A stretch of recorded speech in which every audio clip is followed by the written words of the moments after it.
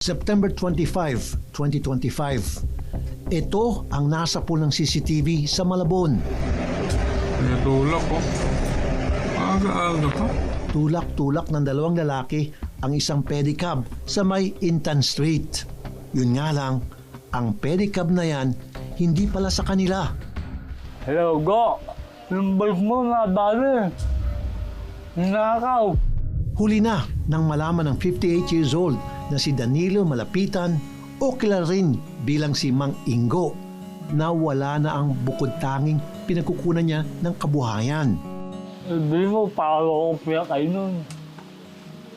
Diba? Saan ako kukuha ng gano'n? Talagang kalunos-lunos ang lagay ni Mang Danilo. Bukod kasi sa nagkakaedad na, kitang-kita rin na may kapansanan siya. Hello? Nasa yung bike ko?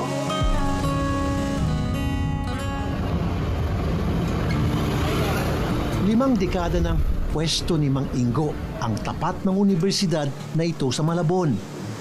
Kaya hindi na niya halos inaalis ang pedicab niya rito. So, gising ko sa umaga is alas 6. Mega, gano'n. Magkakape ko. Naliligo ako. Pagkaligo ko, lakad na ako. Ano ko lang, parang exercise. So, 8 nandun na ako. Medyo nag-aalis na ako.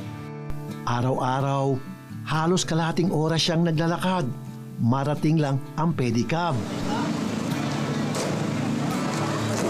Biskwit, chichirya at kung ano-ano pa ang ibinibenta niya.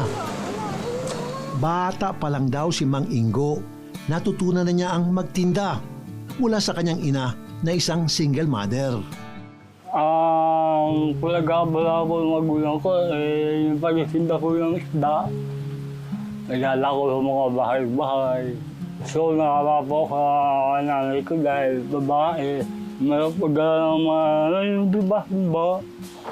Isipan kong mag-buhay na lang, gano'n. Tumulong. Kinahiligan na rin ni Mang Ingo ang magtinda dahil kayang-kaya niya raw ito sa kabila ng iniinda niyang kapansanan. Wala